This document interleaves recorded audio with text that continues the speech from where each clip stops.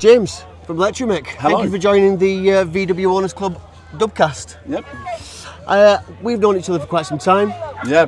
Good few years. Two and a half years now. Yeah. We first met. Yeah, I've been talking to you on the groups. I've been helping a lot of my members with solve a lot of problems. I think I've drafted you in a few times as well to help some of my... For your own as well. Yeah, you have, yeah.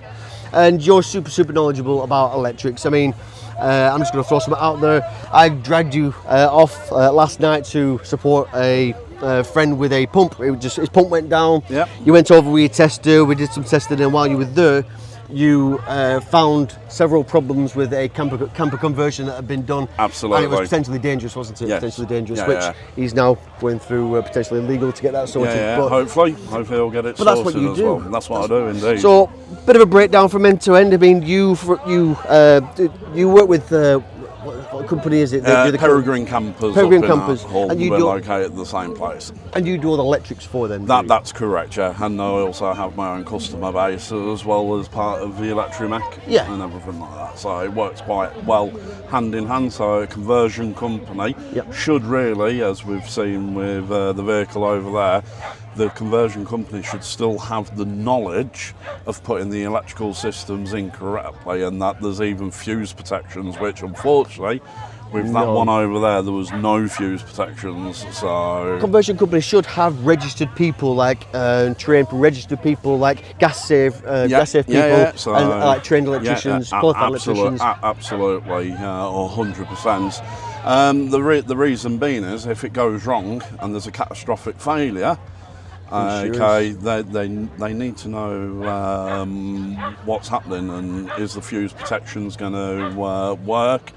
Is the system going to be working as it should be for the duration of its life as well? As the van over there found, it's already starting to fail. It's only had it a month and a half. Yeah. So we've got to sort of ask questions, get to the reasons why. Obviously I did the fatal thing of turning round and having a look at the system after looking at the pump and went, oh, this is pretty bad. Yeah. Cable sizing wrong, no fuse protection, on lithium batteries. I can't stress enough how much protection you actually need for lithium It's batteries. the same as a house. It's the same thing as a house. Exactly. That's what people don't understand. The regs don't change, even though it's a vehicle. The reg's still the same. It's still got gas, and you're still pumping 200. That's correct. 200 amps. 230 through the vehicle. So to put it into perspective, on a campsite supply, you actually have 16,000 milliamps. Okay, so stop the human heart, it only takes 33 milliamps. Holy So Right. if you don't have the system correct and you come into contact with the electrical supply, bang. you can end up dying several times over, not just the once if it's pulling load. Wow, I didn't even know that. So, Yeah. so that's what people probably don't understand is people think, oh, 12 volts, you can put 12 volts and 9 No. volts on your tongue, but it's the actual ampage of those big It's the lithium batteries. amperage. It's the amperage and what damage it can do if that stored power releases. Yeah. So once that stored power releases and you don't have any fuse protections, the one thing that it's going to do is make your cables very warm, very melting, And it's very going to become a burny. heater. You're going to have a nice free diesel heater for around about 15 seconds. Wow. And then There's your your fire. vehicle will be gone. Wow. So, I mean, I see horror stories all the time on social media where people have done DIY electrics, and all of a sudden a 70 grand camper van's gone up in smoke. You provide courses, don't you, to So it's actually the a basics. workshop. A workshop. So it's a workshop to understand the actual systems, Yep. understanding the regulations for how to actually orchestrate your systems. Yep. If you're sat on the fence and you're going, shall I do my electrical system? Shan't I do my electrical system? The workshop is a good idea to actually turn around and go, do you know what, I'm going to outsource it. It's Yeah. too complex, especially when you're looking at inverter systems. Yeah. And you've got to crimp, let's say 95mm cable. A lot of people don't have that tooling and that knowledge. Swage tool or something. So you need to have that knowledge and know how to make sure that you're doing it right, because at the end of the day, it's your family members that are going to be on the vehicle, and unfortunately statistics don't make for good reading, Dave. So on average, year on year, around about 12 people die through campervan fires, and the worst statistic is actually carbon monoxide. Okay, which is around about 50 people a year in camper vans. That's not camping. Yeah. That's in camper vans alone. To put it into perspective, that's one person a week that is dying through carbon monoxide poisoning. And this can happen in a number of ways.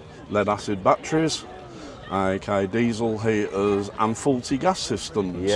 Not so when we are looking at all these and we're orchestrating our systems, if you don't have the knowledge, even if you just seek guidance and knowledge from somebody like myself or somebody who's got a gas safe certificate, okay, at least you're kind of going down the right path.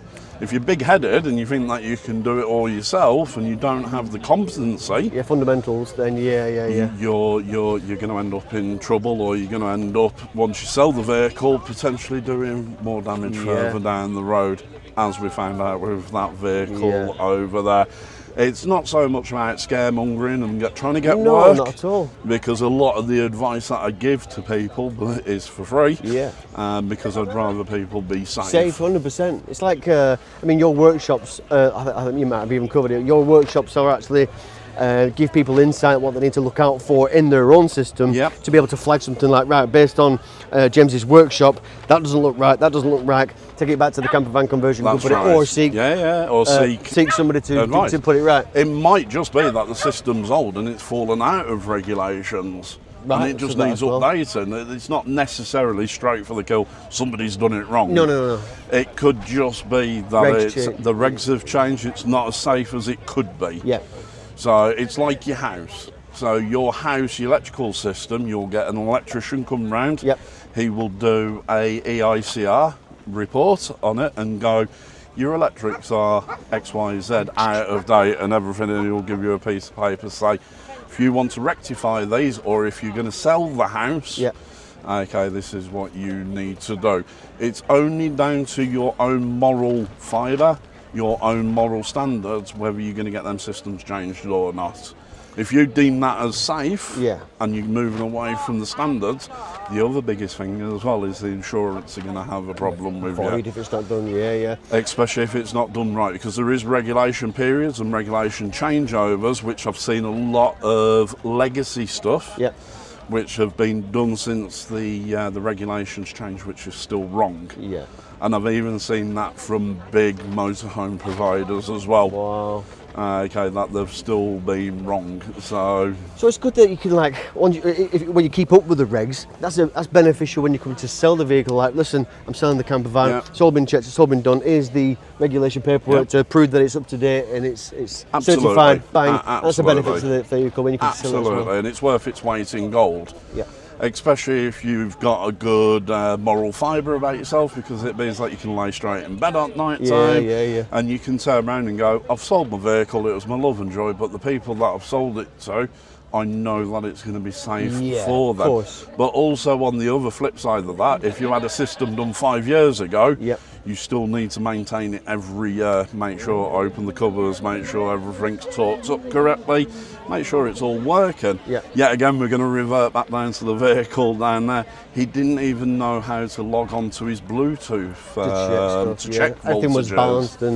And so even with that in mind, these systems need updating, and all these things can cause problems further down the road if they're not done. So the way that we stop from accidents happening is by carrying out PPMs, pre-planned maintenance. Take you a couple of hours to do. It might just one day save your life. Fantastic. I do love your insight. I mean, it blows my mind, some of the stuff that, the numbers and stuff, but it's all interesting. And again, thank you for helping my friend out and my members. If you need James, if you need any insight to your camper van electrics, or just need to jump on a workshop to give you the fundamentals to check that your electrics is fine, www.electrimech.com and .co.uk. .co.uk. My bad. Thank you again, James. Appreciate it.